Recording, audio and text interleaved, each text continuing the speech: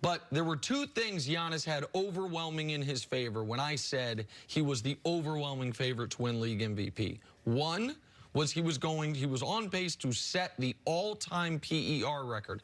And I know you probably don't care that much about that stat.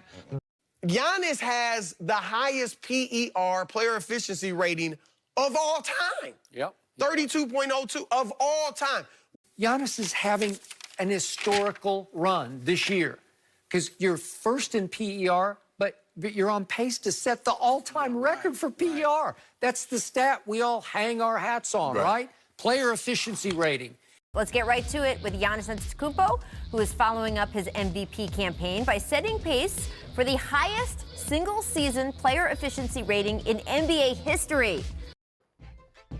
Led the league in PER, which is not a perfect stat, but it factors in points, rebounds. Like, instead of me sitting here and going, he has 30 points, 13.5 rebounds, almost 6 assists, over a steal, and over a block a game. Oh, my God. PER takes all of that into account. It's a good, quick thumbnail sketch. And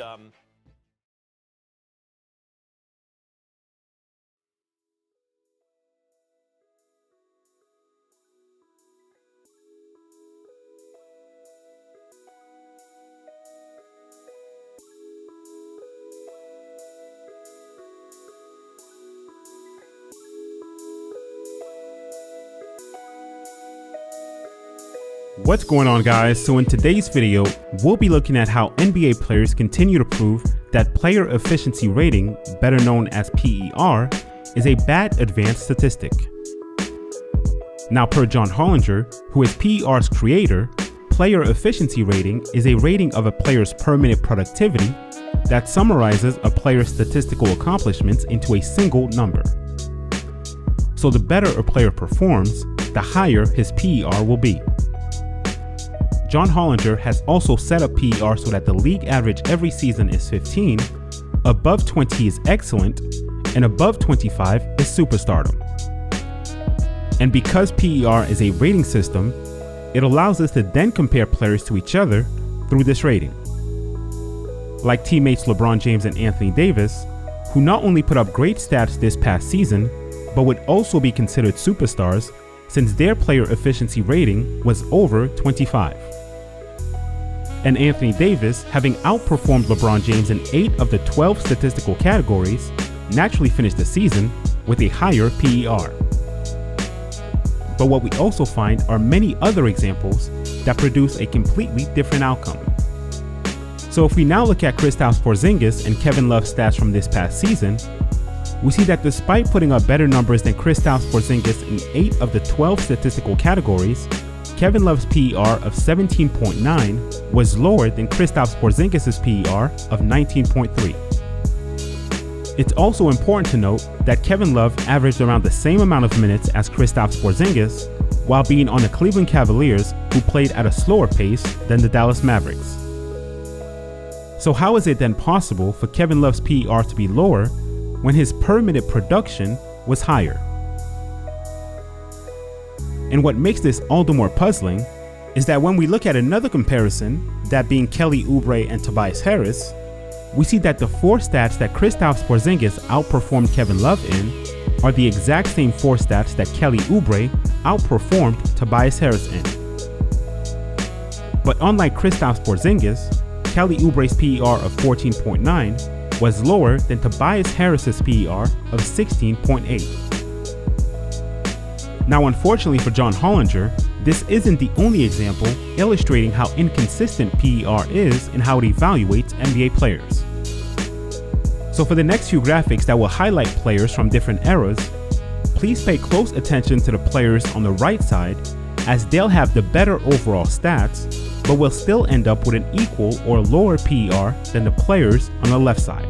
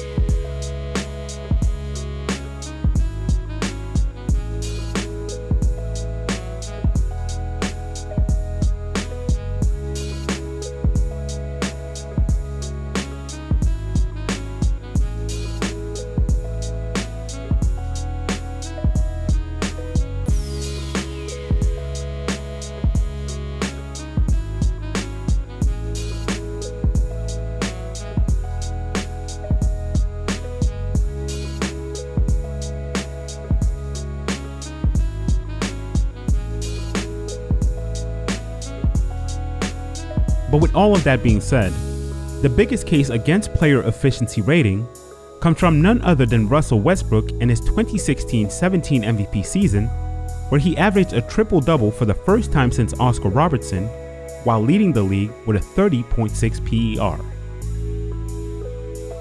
And it's only when Russell Westbrook's numbers are closely examined that we then observe how flawed PER really is given his inefficiency that season. As the scoring champion, Russell Westbrook during the 2016-17 season averaged 31.6 points per game while shooting 42.5% from the field, which was last amongst NBA players who averaged 25 or more points per game that season, and second to last amongst players who averaged 20 or more points per game. When those numbers are then broken down into his 2-point and 3-point percentage, we see that of the 43 players who attempted 10 or more 2-pointers per game that season, Russell Westbrook ranked 40th with a 2-point percentage of 45.9%. And of the 48 players who attempted 5 or more 3-pointers per game that season, Russell Westbrook ranked 45th with a 3-point percentage of 34.3%.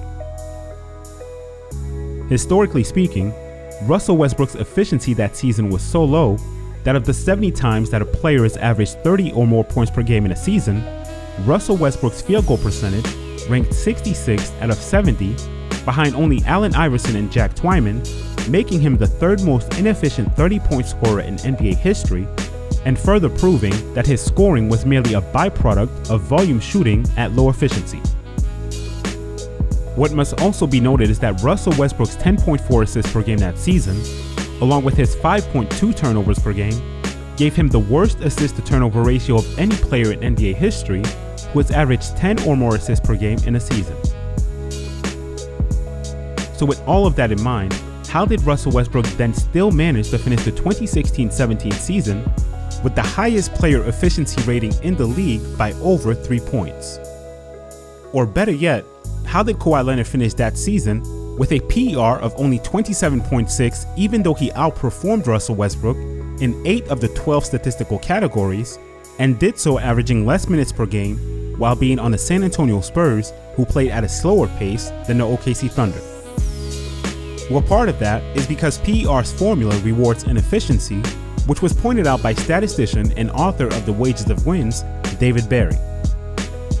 But before reading his blog post on the subject, it's important to mention that his critique of PER is based off a few points that John Hollinger made in his book, Pro Basketball Forecast 2005-2006 edition, where when breaking down the PER formula, he argued that each 2-point field goal made is worth 1.65 points, while each 3-point field goal made is worth 2.65 points, and a missed field goal worth negative 0.72 points.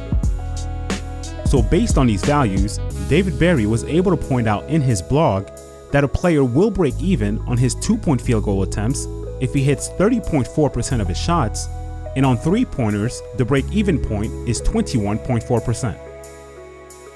So if a player exceeds these thresholds, the more he shoots, the higher his value in PER. So a player can be an inefficient scorer and simply inflate his value by taking a large number of shots. Now, John Hollinger did respond to David Berry's critique by noting that such a player would end up with a PER of 7.18, which is way below average, if that player was giving a league average rate of shots, and that in order for such a player to end up with a league PER of 15, the actual break-even mark on his 2-pointers would have to be 48.5%. However, noting that a player can increase his PER by shooting more efficiently doesn't address David Berry's critique, which was that an inefficient scorer can also increase his PER by simply taking more shots. So say a player shoots 40% from 2-point range. If he takes 10 shots, his PER ranking will rise by 6.6 and decline by 4.32. So the net gain is 2.28. Now if he doubles his shot attempts to 20, that player will see his PER ranking rise by 13.2 and decline by 8.64. So now his net gain is 4.56.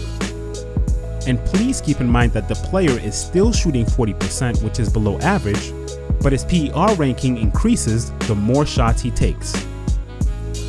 And that's exactly what we saw in 2017, where Russell Westbrook's net gain on his 2-pointers and 3-pointers, based off of the values stated earlier, exceeded Kawhi Leonard's, even though Kawhi Leonard was much more efficient from each of those areas.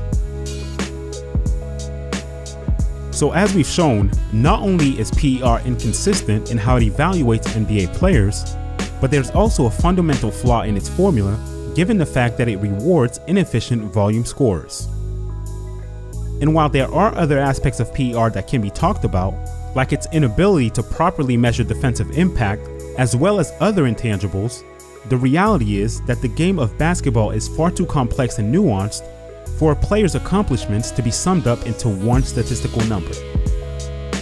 Especially when that number is based off of a made-up formula that's been debunked by those who work in academia and whose results don't fit the facts of reality.